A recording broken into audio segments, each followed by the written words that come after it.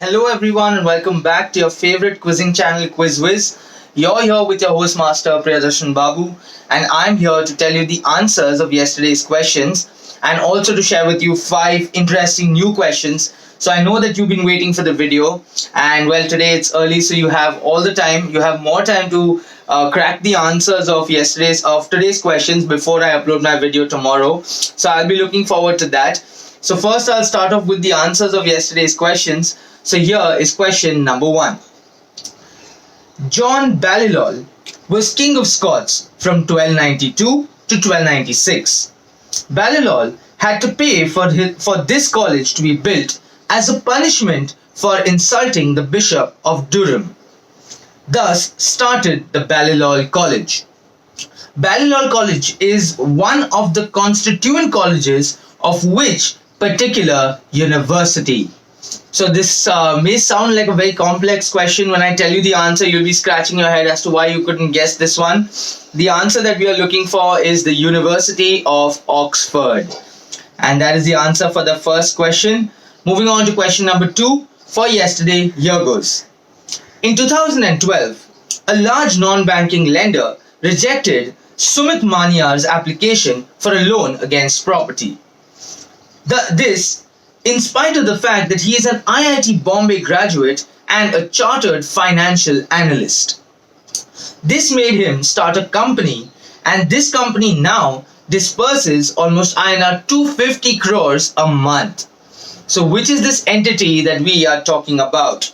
So well, you know the name of the person, it's Sumit Maniar. The name of the entity is Rupee K. So Rupee K was the answer for the second question. Moving on to question number 3 for yesterday, here it is. From Kizaku Chimaele movie in 1993 to the latest Rajnikant starrer Annate, this actor has acted in many movies.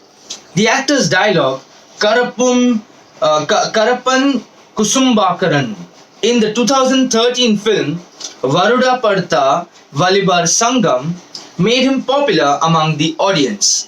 So who is this actor that we are talking about? Well, now he is a very well-known name, but he wasn't before. So he has really made his way to the top and worked really hard for it. The name of this actor that we are talking about is Tawasi.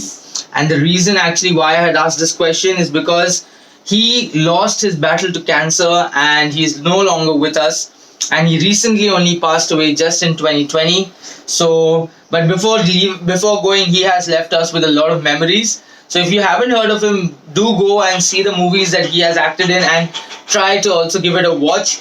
You might enjoy yourself. Moving on to question number 4 for yesterday, here goes. Nicknamed BB, this MIT's Masters in Business Management graduate joined his country's army as an elite in the elite commando unit. He fought in the 1973 war and attained the rank of captain before his discharge. He quit from his prime ministerial post in 2005 in protest to Israel's withdrawal from the Gaza Strip. So who is this particular leader that we are talking about? Well, this was in the news as well, so I think most of you would have cracked the answer for this one. The answer that we are looking for is Benjamin Netanyahu. And that also brings us to our last question for yesterday. Here it is. He was an Indian educationist who started the Meera movement in education and set up the St. Meera School in Hyderabad, Sindh, and later moved to Pune after 1949. A museum known as the Darshan Museum is dedicated to his life and teaching that was opened in Pune in 2011. So what is the name of this particular person? So the name of this person is Sadhu Vaswani, and that also sums up our 5 questions for yesterday. It's time to move on to the fresh new questions for you to crack. So here is question number 1 for today. The story opens up with a montage of the European Grand Prix races in which one particular car appears to win every race it runs from 1907 until its final race in 1909, when the car crashes and catches fire, ending its career. The car eventually ends up in an old garage in rural England, where 2 children, Jeremy and Jemima Potts have grown fond of it. However, a man in the scrapyard intends to buy the car from the garage owner, Mr. Coggins, for scrap. The story goes on. This is a 1968 musical fantasy film directed by Ken Hughes, with a screenplay co-written by Roald Dahl and Hughes, loosely based on an Ian Fleming's novel. So, which is this particular film that we are talking about? So that was the first question. Moving on to question number 2 for today. Here goes. Now known by the name Academy, this private military company contracted by the US government to provide security services in Iraq shot at Iraqi civilians, killing 17 and injured 20 at this particular square. All you have to do is tell me the name of the square which was originally known as Academy. So that was question number 2. Moving on to question number 3. Here it is. After cataract surgery, patients will see through a new lens called IOL. The question is very straightforward. All you have to do is tell me what is the full form of IOL. Moving on to question number 4 for today. Here it is.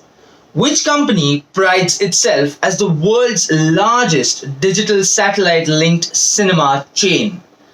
So, for all you movie buffs, you all should quickly get this one.